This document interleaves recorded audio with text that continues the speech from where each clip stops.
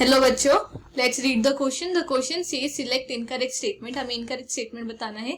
Statement first, a close system with all adiabatic boundary must be isolated system. So isolated system वो होता है जिसमें ना ही मास और ना ही हीट दोनों का ही एक्सचेंज होता नहीं है। मास एंड हीट एक्सचेंज नहीं होता है। वेयर जो एडियाबेटिक बाउंड्रीज होती है, एडियाबेटिक बाउंड्री से केवल क्यू जीरो होता है, यानी हीट एक्सचेंज नहीं होता है बट मास एक्सचेंज होता है।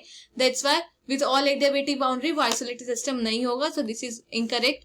ऑप्शन बी कह रहा है total heat exchange in a cyclic process में बी जीरो। तो साइक्लिक प्रोसेस की अगर हम बात करें तो साइक्लिक प्रोसेस में डेल्टा यू जीरो होता है, because delta U is a state function. State function after the cyclic process same ही रहता है, इसलिए चेंज इंटरनल एनर्जी में चेंज नहीं आता है। और अगर हम फर्स्ट लॉ ऑफ थर्मोडायनेमिक्स से देखें, डेल्टा यू होता है क्यू प्लस डब्ल्यू। सो हमारी जो हीट है वो हो जाएगी माइनस डब्ल्यू।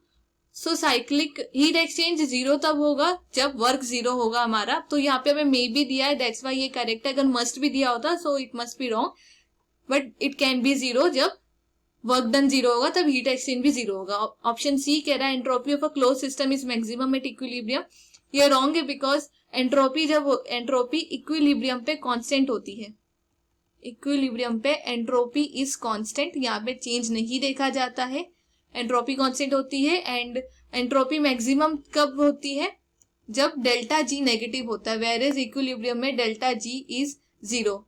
हेंस ये ऑप्शन भी रॉन्ग है। ऑप्शन डी मोलर गिव्स energy is N extensive property, wrong. Because जो एक्सटेंसिव प्रॉपर्टीज होती है, एक्सटेंसिव प्रॉपर्टीज ये मास पे डिपेंड करती है। ये मास पे डिपेंड करती है, पर जो मोलर गिव्स energy that is delta G वो मास इंडिपेंडेंट होती है। दैट्स वाई मोलर गिव्स energy is an intensive property, not an extensive property. So incorrect statement है option A, C and D. So the final answer is option A, C and D. Hope you understand it well. Best of luck.